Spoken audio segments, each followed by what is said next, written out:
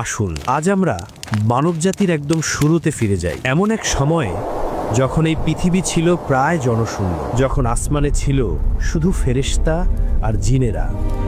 আজ আমরা জানব সেই মুহূর্তটির কথা যখন স্বয়ং আল্লাহ মহাবিশ্বের ইতিহাসে এক নতুন অধ্যায়ের সূচনা করতে যাচ্ছিলেন। এটি শুধু একজন মানুষের সৃষ্টির গল্প নয়, এটি হলো আমাদের সবার অস্তিত্বের পেছনের গল্প। এটি হলো আমাদের আদিপিতা হযরত আদম আলাইহিসসালামকে সৃষ্টির সেই ঐতিহাসিক ঘোষণার কাহিনী। সবকিছু শুরু হয়েছিল আল্লাহর এক ঐতিহাসিক ঘোষণা দিয়ে। তিনি তার আরশেরকে ঘিরে থাকা নূরের তৈরি ফেরেশতাদের ডেকে বললেন, আমি পৃথিবীতে আমার একজন খলিফা বানাতে চাই, তোমাদের কি মতামত? ফেরেশতারা যারা সবসময় আল্লাহর ইবাদতে মগ্ন থাকেন, তারা এই ঘোষণা শুনে অবাক হলেন এবং খুব বিনয়ের সাথে জিজ্ঞেস করলেন, হে আমাদের রব, আপনি কি পৃথিবীতে এমন কাউকে বানাবেন যে সেখানে গিয়ে অশান্তি সৃষ্টি করবে আর একে অপরের সাথে রক্তপাত ঘটাবে? তাদের এই প্রশ্নের কারণ ছিল, মানুষের আগে পৃথিবীতে জিনেরা বসবাস করত এবং তারা একে অপরের সাথে মারামারি করে পৃথিবীতে বিপর্যয় সৃষ্টি করেছিল। ফেরেশতারা ভয় পাচ্ছিলেন হয়তো মানুষও জিনদের মতোই আচরণ করবে। তারা আরো বললেন, আমরা তো সবসময় আপনার প্রশংসা এবং পবিত্রতা বর্ণনা করছি, আপনার ইবাদতের জন্য তো আমরাই যথেষ্ট। তাদের এই প্রশ্নের উত্তরে আল্লাহ তার অসীম জ্ঞান থেকে উত্তর দিলেন, নিশ্চয়ই আমি যা জানি তোমরা তা জানো না। এই একটি বাক্যেই আল্লাহ বুঝিয়ে দিলেন যে আদম আলাইহিসসালাম এবং তার বংশধরদের সৃষ্টির পেছনে এমন এক মহান উদ্দেশ্য রয়েছে যা ফেরেশতাদের জ্ঞানের বাইরে। এই ঘোষণার পর আল্লাহ পৃথিবীর বুকে তার প্রতিনিধিকে তৈরি করার জন্য প্রস্তুতি নিলেন। তিনি মৃত্যুর ফেরেশতা হযরত আজরাইল আলাইহিসসালামকে পৃথিবীতে পাঠালেন মাটি সংগ্রহ করার জন্য। আল্লাহর হুকুমে হযরত আজরাইল আলাইহিসসালাম পৃথিবীর বিভিন্ন প্রান্ত থেকে বিভিন্ন ধরনের মাটি সংগ্রহ করলেন। কোথাও থেকে কালো মাটি, কোথাও থেকে সাদা, কোথাও থেকে লাল, আবার কোথাও থেকে হলুদ মাটি, কোথাও থেকে নরম মাটি, আবার কোথাও থেকে শক্ত মাটি। এই বিভিন্ন রঙের মাটির কারণেই পৃথিবীতে মানুষের গায়ের রং এবং স্বভাব চরিত্র ভিন্ন ভিন্ন হয়ে থাকে। এরপর সেই মাটিগুলোকে জান্নাতের পানিতে মেশানো হলো। দীর্ঘ সময় ধরে সেই মাটির মিশ্রণটিকে একটা নির্দিষ্ট অবস্থায় রাখা হলো যতক্ষণ না তা শুকিয়ে কাদার মতো হলো। এরপর শুরু হলো সেই ঐতিহাসিক মুহূর্ত।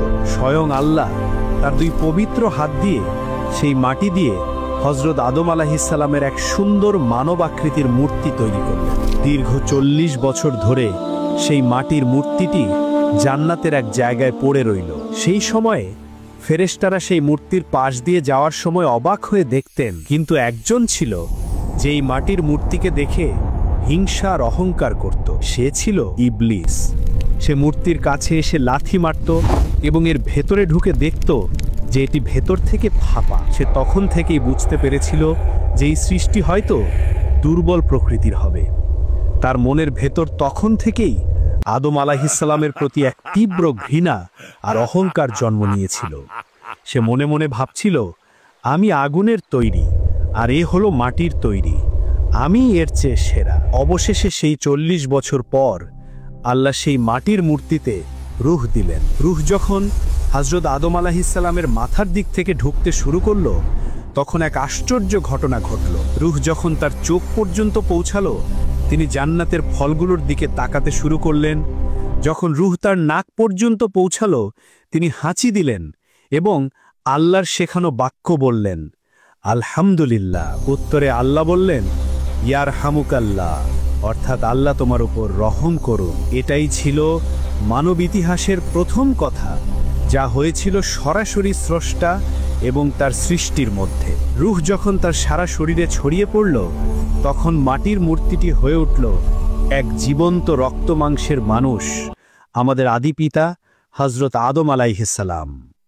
আল্লাহ আদম আলাইহিসসালামকে সকল জিনিসের নাম এবং এমন জ্ঞান শিখিয়ে দিলেন যা ফেরেশতাদেরও ছিল না।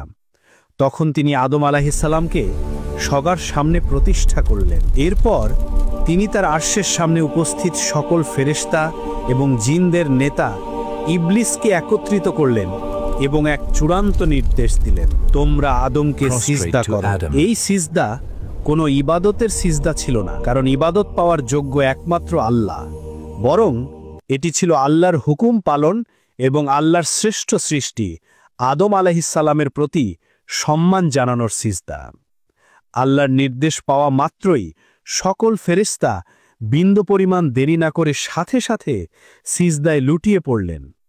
একজন ছাড়া, সে ছিল ইবলিস। সে জিন জাতির একজন সদস্য ছিল, কিন্তু তার ইবাদত আর জ্ঞানের কারণে সে ফেরেশতাদের চেয়েও বেশি মর্যাদা পেয়েছিল। সে এতটাই সম্মানিত ছিল যে তাকে ফেরেশতাদের শিক্ষক বলা হতো। কিন্তু সেই দিন তার অন্তরের গভীরে লুকিয়ে থাকা আসল রূপটি বেরিয়ে এলো। হাজার হাজার বছরের ইবাদত, জ্ঞান আর সম্মান সবকিছুকে ছাপিয়ে গেল তার এক মুহূর্তের অহংকার। সে সিজদা করতে সরাসরি অস্বীকার করল। আল্লাহ, যিনি সবকিছুই জানেন, তিনি ইবলিসকে তার ভুলের গভীরতা বোঝানোর জন্য জিজ্ঞেস করলেন, হে ইবলিস, আমি যখন তোমাকে আমার নিজের হাতে বানানো সৃষ্টিকে সিজদা করতে বললাম, তখন কোন জিনিস তোমাকে সিজদা করতে বাধা দিল? তখন ইবলিস তার অন্তরের সমস্ত ঘৃণা আর অহংকারকে প্রকাশ করে উত্তর দিল, আমি তার চেয়ে সেরা। আমি আমাকে বানিয়েছি আগুন দিয়ে আর তাকে বানিয়েছি মাটি দিয়ে। আগুনের তৈরি সৃষ্টি হয়ে আমি কেন মাটির তৈরি সৃষ্টিকে সিজদা করব? এই একটি বাক্যই ছিল তার ধ্বংসের কারণ। সে যুক্তি দিয়ে আল্লাহর হুকুমকে বিচার করতে গিয়েছিল। সে বুঝতে পারেনি আল্লাহর হুকুমের সামনে কোনো যুক্তির স্থান নেই। তার অহংকার তাকে আল্লাহর হুকুম অমান্য করতে বাধ্য করল। আল্লাহর ক্রোধ জ্বলে উঠল। তিনি বললেন, বেরিয়ে যা এখান থেকে, তুই হলে বিতাড়িত এবং অভিশপ্ত। তোর উপর আমার অভিশাপ থাকবে কিয়ামত পর্যন্ত।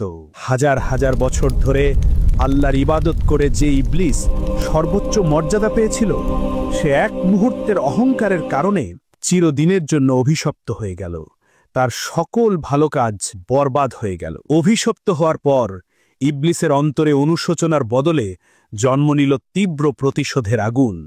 সে আল্লাহর কাছে একটি সুযোগ চাইল। সে বলল, হে আমার রব, তাহলে আমাকে কিয়ামত পর্যন্ত বেঁচে থাকার সুযোগ দিন। আল্লাহ তাকে সেই সুযোগ দিলেন। সুযোগ পাওয়ার পর সে আল্লাহকে চ্যালেঞ্জ করে তার চূড়ান্ত শপথ ঘোষণা করল। সে বলল, যে আদমের কারণে আজ আমি অভিশপ্ত হলাম, আমি শপথ করছি আমি আপনার এই মানুষদেরকে ভুল পথে নেওয়ার জন্য তাদের সোজা পথের উপর ফাঁদ পেতে বসে থাকব। আমি তাদের কাছে আসব, তাদের সামনে থেকে, তাদের পেছন থেকে, তাদের ডান দিক থেকে এবং তাদের বাম দিক থেকে। আমি তাদের মনে লোভ, হিংসা, অহংকার আর খারাপ কাজের বীজ বনে দেব, আর আপনি তাদের বেশিরভাগকেই আপনার শুকরিয়া আদায়কারী হিসেবে পাবেন না। আল্লাহ উত্তর দিলেন, বেরিয়ে যা। তোর এবং তোর অনুসারীদের সবার জন্য আমার প্রতিশ্রুতি হলো জাহান্নাম। কিন্তু মনে রাখিস, আমার খাঁটি বান্দাদের উপর তোর কোনো ক্ষমতা থাকবে না। এভাবেই শুরু হলো মানুষ এবং শয়তানের মধ্যে এক চিরস্থায়ী লড়াই, যা এখনো আমাদের প্রত্যেকের জীবনের প্রতিটি মুহূর্তে চলছে।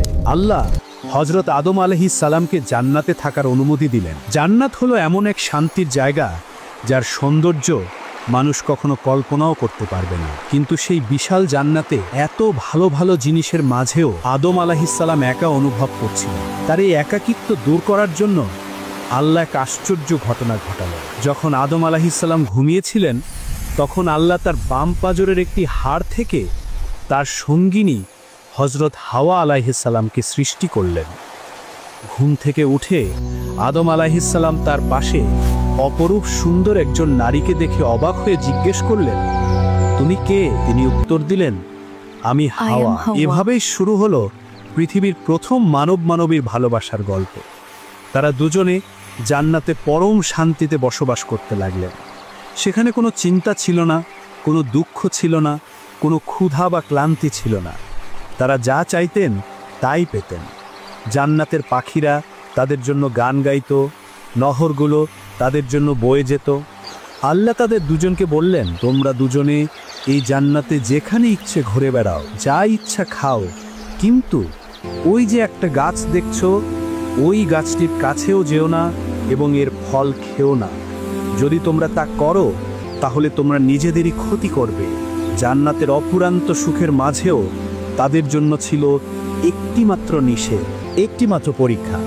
আর সেই পরীক্ষাকে কেন্দ্র করেই জান্নাতের বাইরে লুকিয়ে থাকা তাদের চিরশত্রু ইবলিস তার প্রথম এবং সবচেয়ে ভয়ঙ্কর চালটি চালার জন্য প্রস্তুতি নিচ্ছিল। কিভাবে ইবলিস জান্নাতে প্রবেশ করলো, কিভাবে সে আদম ও হাওয়াকে সেই নিষিদ্ধ ফল খাওয়ার জন্য প্ররোচিত করলো, আর সেই একটি ভুলের কারণেই বা তাদের পরিণতি কি হয়েছিল, সেই কাহিনী আমরা জানব পরের পর্বে। এই অবিশ্বাস্য কাহিনী যদি আপনার হৃদয়কে স্পর্শ করে থাকে তাহলে অবশ্যই ভিডিওটিতে একটি লাইক দিন এবং কমেন্ট করে জানান আপনার কেমন লাগলো।